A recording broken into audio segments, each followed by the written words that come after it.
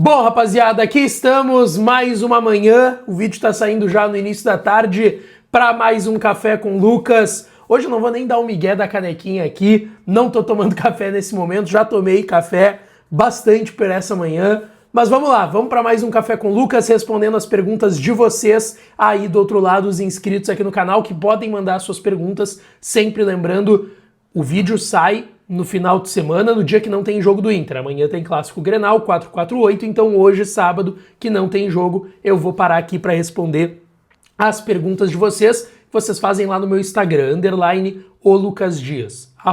Se tu botar o Lucas Dias já aparece, não precisa botar o underline que já aparece lá. O Lucas Dias, eu abro a caixinha de perguntas nos stories e vocês enviam as perguntas por lá e eu trago aqui, tá? Só lembrando, deixa teu like, te inscreve, ativa o sininho das notificações. Estamos chegando aos 98 mil inscritos, então já te inscreve aqui no canal, tá?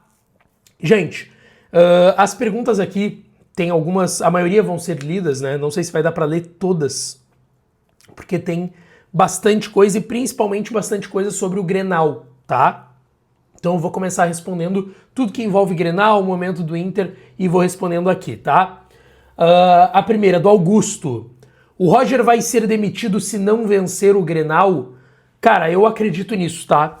Principalmente uma derrota. Se for empate, eu não duvido que a direção segure ainda o trabalho do Roger. Agora, se ele perder, eu acho que tem grande chance dele ser demitido amanhã. Se não amanhã, logo após o jogo, na segunda-feira, tá? A direção do Inter, eu já falei nos meus espaços, falei aqui no canal, falei lá no Debate das 7, no AM Colorado, que a gente estreou essa semana, que a direção do Inter, ela tem esse costume, né? A direção do presidente Barcelos, já nesses 5 anos, quase.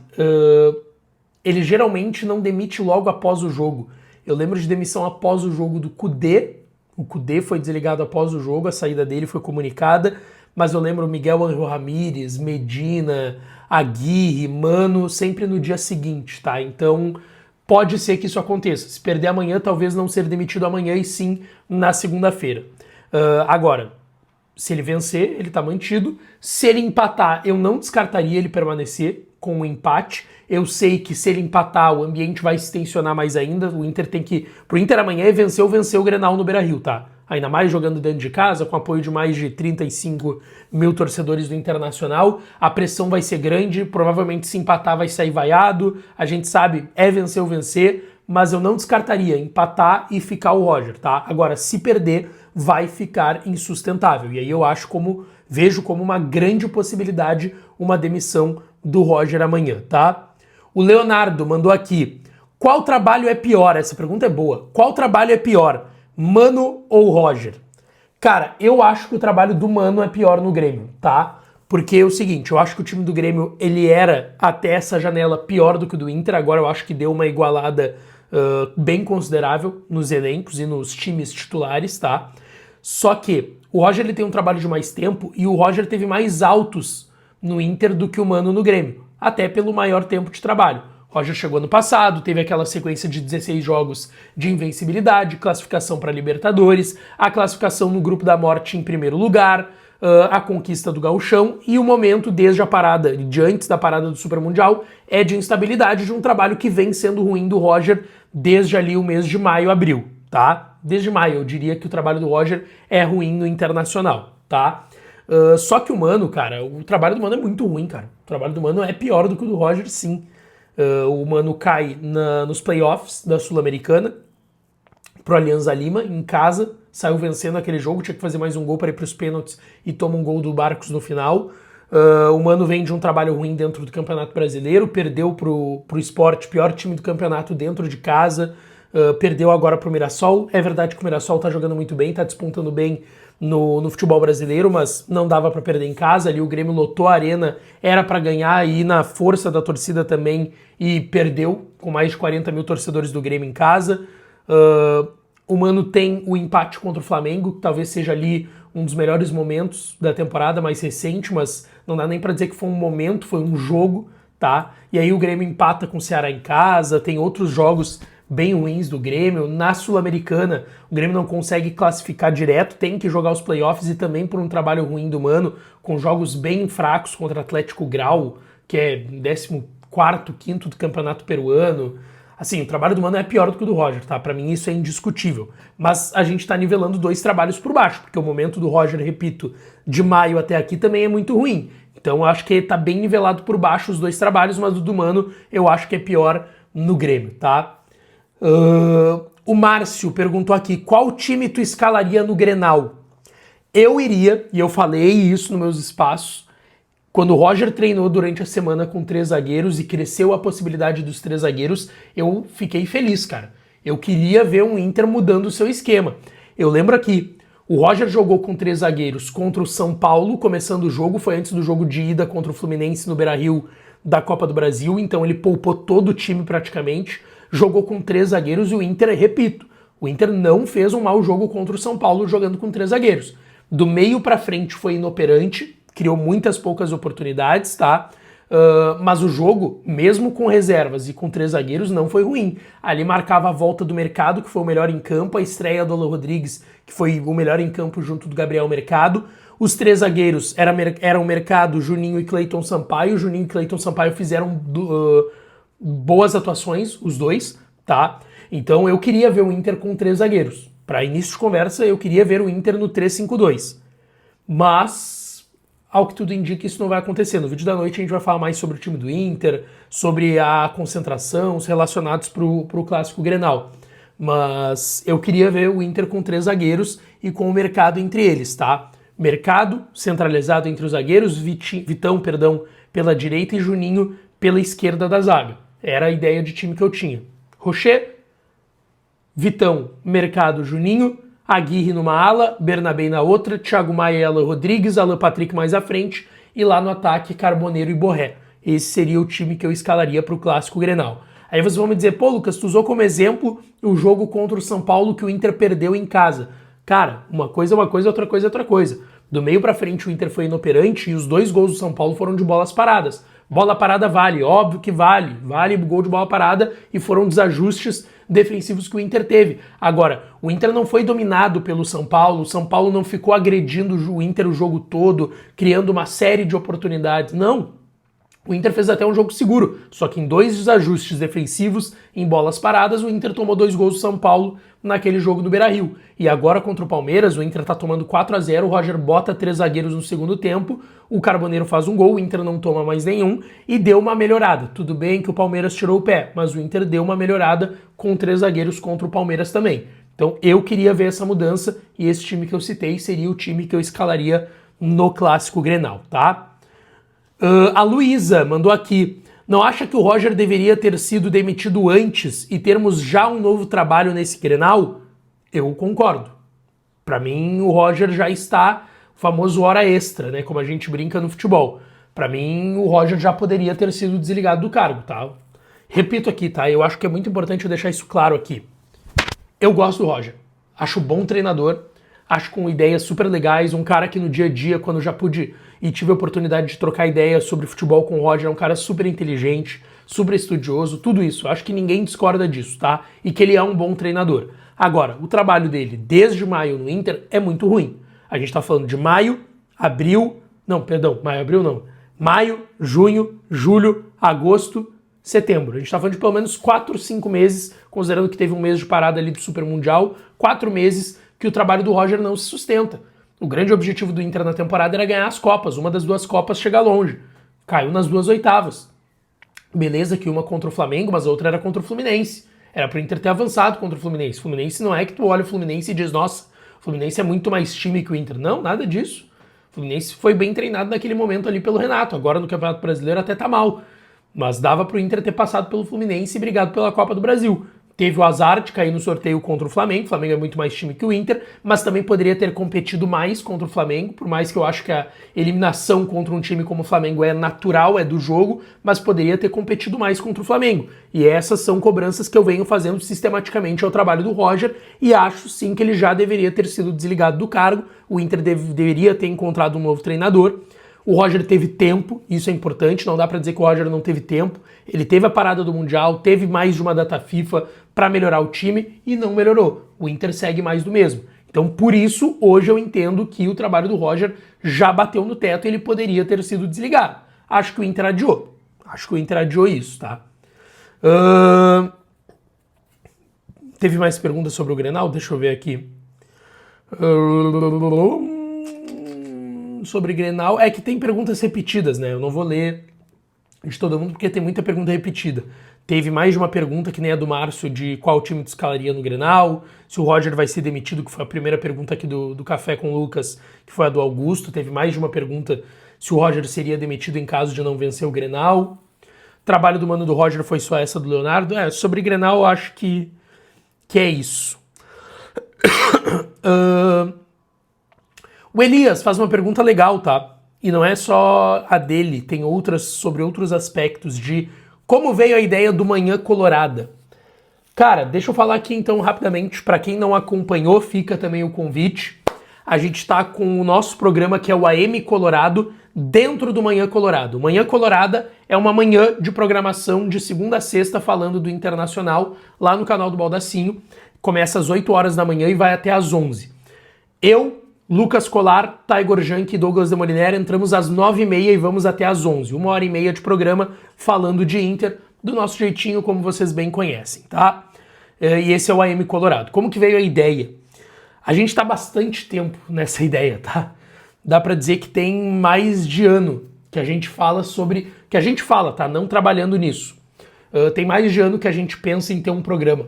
Eu, o Taigor, o Colar e o Demoliner. A gente já esteve bem mais próximo disso em outros momentos. No início desse ano era para sair esse programa. Seria um programa pelas manhãs também, a mesma coisa, abrindo 9h30, indo até às 11 horas da manhã.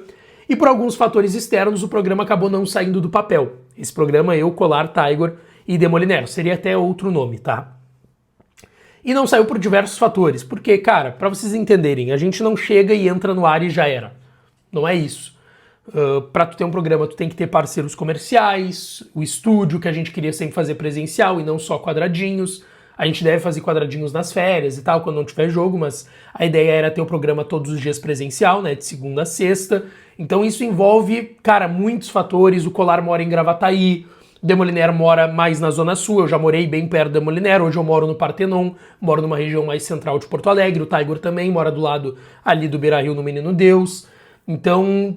tem essa questão de um morar um pouco mais longe do outro, onde é que a gente vai fazer o programa, o que a gente vai fazer, o que a gente não vai fazer, fecha comercial aqui, fecha comercial ali. Então eram vários fatores que fizeram com que naquele momento o programa não saísse. Mas a ideia sempre foi ativa. E eu sempre enchi o saco dos guris também, eu e o Colar, desde 24, lá no ano de 2024, no ano passado, que a gente tinha que ter um programa nosso. Porque, pra quem não sabe, a gente não é só colega de trabalho, tá? Que fala de Inter todos os dias, nos seus veículos, nos seus canais. Nós somos amigos pessoais, de estarmos direto junto durante a semana, fazer churrasco na casa do outro, tá conversando sobre vida e tal. Nós somos amigos, além do trabalho.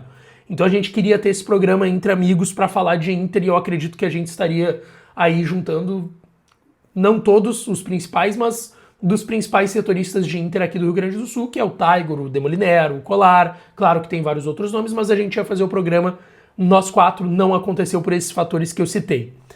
E aí, no meio do ano agora em julho, o Colar, por questões dele, enfim, dele, que ele pode explicar melhor do que ninguém, já explicou para quem não viu, ele decidiu que ele queria deixar o Vozes do Gigante.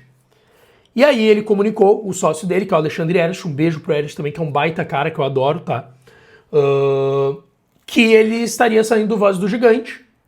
E aí, eles decidiram que não era só o Colar sair, mas tem questões comerciais também, de contratos. Eles decidiram, por bem, não só o Colar sair, mas o Vozes encerrar suas atividades no final do ano. Eles vão até dezembro normal. E aí a gente, bom, vamos quem sabe tocar esse programa, quem sabe agora com mais tempo e tal, possa acontecer. E aconteceu, cara. A gente já tinha lá no início do ano falado com o Baldasso seria um dos integrantes do programa, a gente convidou ele, na verdade, né? E aí a gente procurou o Baldasso de novo e a gente procurou, é um projeto nosso, de nós quatro, a gente procurou o Baldasso e o Baldasso falou, cara, eu acho que eu tava pensando em fazer um programa de manhã também, quem sabe a gente pode botar tudo na mesma teia, tudo junto, como uma programação de manhã, uma manhã colorada. E aí vocês entram com o programa de vocês nesse projeto. Aí a gente conseguiu organizar alguns parceiros comerciais, o estúdio que a gente tá com o pessoal da ProHub, que são fenomenais, e rolou. É isso. Não tem mais do que isso. Não tem mistério, não tem treta, não tem rivalidade, não tem briga, não tem nada, nada, nada, nada. Foi exatamente isso que eu tô pontuando pra vocês.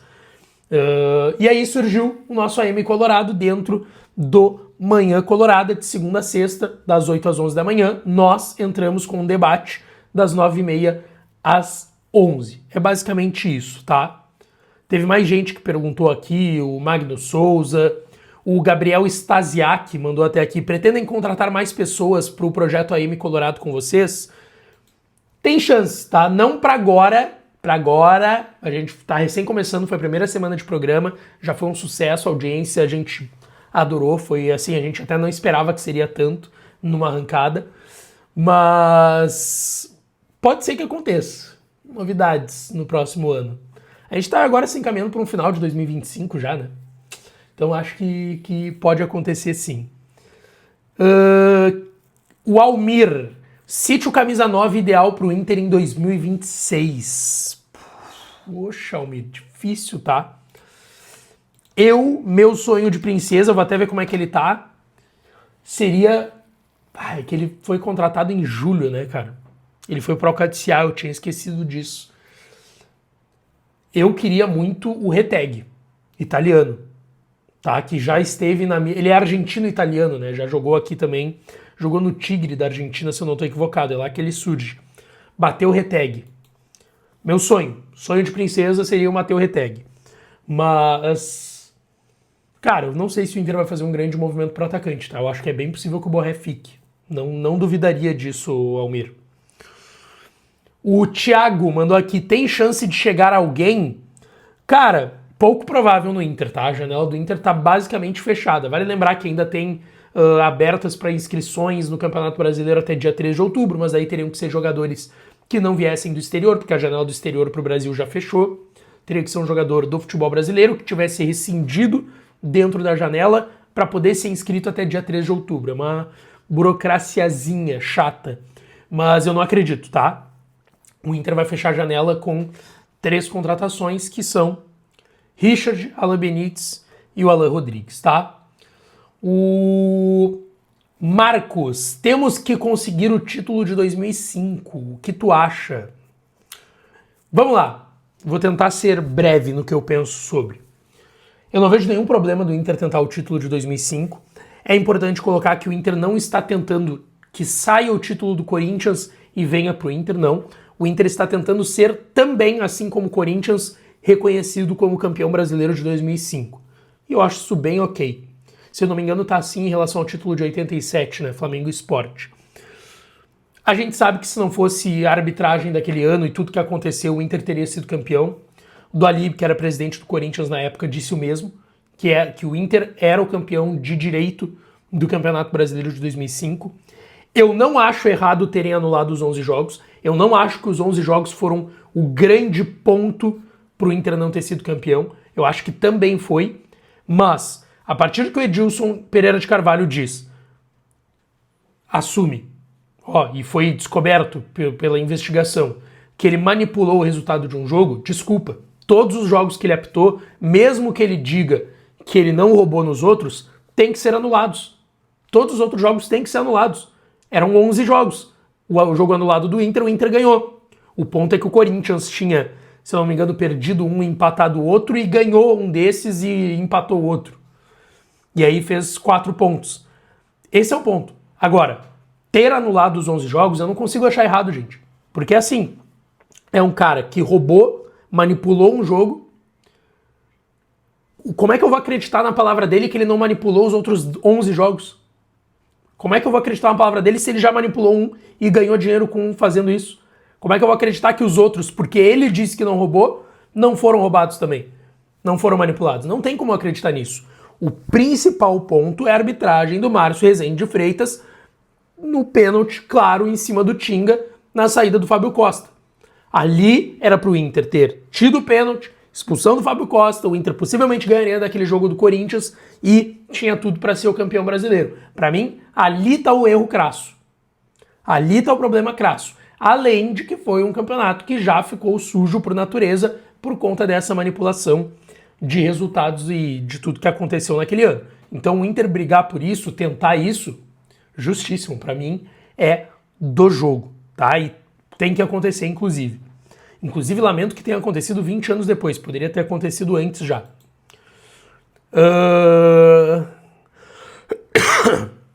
O Simon. Por que o Inter não faz um time mais barato, mas mais competitivo que nem o Mirassol? Tendo melhores jogadores que o Mirassol, mas nada que nem o Flamengo, óbvio. Cara, pra mim esse é o mundo ideal. Eu já falei aqui, tem uma coisa que só eu e o JB, das pessoas que eu conheço, defendem. O que o Flamengo fez lá atrás. Se tu não quer virar SAF, pra mim poderia virar SAF, não veria problema, tá? Desde que fosse uma SAF organizada, tudo bonitinho. Não virando SAF, tu quer seguir sendo associativo, tu tem que te organizar. Pra tu te organizar, tu vai ter que estancar essa sangria, tu vai ter que estancar esses gastos e deixar de gastar tanto como tu gasta. Deixar de gastar tanto como tu gasta, que foi o que o Flamengo, do Eduardo Bandeira de Mello, fez lá atrás. O Flamengo passou, a gente não vai brigar por título. Até conseguiu, numa exceção, ganhar uma Copa do Brasil lá em 2013, com um time bem fraco que tinha o Hernani Brocador como camisa 9 que fez o gol do título. Em 2013. Mas aquilo lá foi uma exceção. Nem o Flamengo esperava que fosse ganhar aquele título, tá? E foi um trabalho bom, mas um trabalho super modesto, de um Flamengo que poupou gastos, montou um time bem comum e foi pagando contas, juntando parceiros, depois premiações e tal, e conseguir ser o Flamengo que é hoje, formar bem na base, vender jogadores da base, juntar dinheiro, conseguir montar um time como foi em 19. Isso teve um processo, cara. Um processo lá de 2013 até 2019. 5, 6 anos. Só que daí tem uma coisa. Simon, se tu montar um time modesto, só que competitivo como o do Mirassol, o torcedor vai entender isso? Considerando que o Inter não ganha um título de expressão desde 2011, o torcedor do Inter vai entender isso? Esse pra mim é o grande ponto. Eu vou entender. Só que eu não sou um torcedor. Eu não estou na arquibancada. Eu sou um analista de futebol, repórter da imprensa. Eu trabalho com isso, é o meu trabalho. Eu olhando, eu vou entender. E vou gostar, inclusive. Eu sou um apoiador dessa ideia. Se tu não quer virar SAF, segue associativo, mas se organiza. Estanca a sangria, diminui gastos, diminui o teu time competitivo e vamos primeiro se organizar para depois lá na frente conseguir ter dinheiro. E aí conseguir ser competitivo com os demais. A torcida vai entender isso quando um dirigente explicar isso? Esse é o ponto, a torcida não vai. Eu acharia a ideia ideal. A ideia ideal. Tá? Seria a minha ideia. Thiago Fernandes do Vélez não vai renovar, o contrato termina em dezembro. Thiago Fernandes, Vélez, eu não lembro desse jogador. Meio campista. Jovem. Vamos ver aqui. Tem contrato até dezembro mesmo. Tá na Libertadores, né? O Vélez tá na Libertadores. Valor de mercado na casa de 7 milhões de euros. Só aí já é difícil pro Inter. Ele joga como meia e ponta, né? Ele joga mais caindo pela beirada esquerda, 1,75 m. Parece interessante, cara. Vou dar uma olhada nesse jogador. Não conhecia.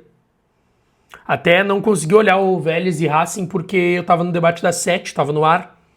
O jogo foi às 7 da noite. Eu vou tentar dar uma olhada nesse jogador aqui. Nascido em 2004, ele tem 21 anos. 21 anos, contrato até dezembro. Valor de mercado está ali entre 6 e 7 milhões de euros. É um jogador para a Europa, muito possivelmente. Thiago Fernandes. Vou dar uma olhada em relação a esse jogador. Gente, tem uma pergunta do João sobre Fernando. Fernando pode voltar? Pode, cara, mas o que eu senti? Que o D'Alessandro abriu a porta pro Fernando voltar, mas eu não acredito que isso vai acontecer, tá? Eu já até falei aqui no canal, falei lá no AM Colorado, no debate das 7, no Baldaço também. Eu acho que foi um erro da direção se o Fernando voltar a jogar agora em 2 semanas ele estiver apto a jogar. Fora isso, eu não consigo ver como um erro. Porque, vamos lá, a direção não pode, se a direção faz isso que o Fernando queria, ela abre um precedente, isso é um fato. Aí todo jogador que lesionar vai querer ficar próximo da família na sua terra natal, porque a gente sabe que a maioria dos jogadores no fim não são daqui de Porto Alegre. Abre um precedente, não tem como discutir que abre um precedente. Só que a gente tá falando do melhor jogador que tinha no Inter, junto com o Alan Patrick. O principal expoente técnico e liderança do grupo. Esse é o ponto pra mim, que tu poderia ter tido um pouco mais de calma. Porque se ele for voltar a jogar agora, gente, aí é loucura. Só que tem um ponto que eu falei também ontem no debate da Sete que é muito louco tu parar pra pensar, né? Se o Inter recontrata o Fernando agora, vai ter sido a mesma coisa do que se o Inter tivesse liberado o Fernando pra ficar em Goiânia. Porque ele vai ter ficado mais um mês lá, que foi um mês agora depois que ele rescindiu, e ele vai ter voltado agora, quando ele pode jogar. Então se o Inter recontratar ele, o Fernando vai ter dado exatamente o que o Fernando queria e o que ele pediu. Deixa eu ficar mais um mês do que eu já fiquei aqui em Goiânia. Depois eu volto e jogo. Se ele for recontratado, vai ser a mesma coisa que o Inter tivesse liberado ele. Mesma coisa. Deixa tua opinião aqui nos comentários e não esquece. Deixa teu like, te inscreve, ativa o sininho, que eu volto à noite com informações sobre o Clássico Grenal de amanhã. E deixa teu palpite aqui também. Meu palpite, eu vou falar amanhã aqui no canal pra vocês, tá? Beijo, um abraço e até de noite.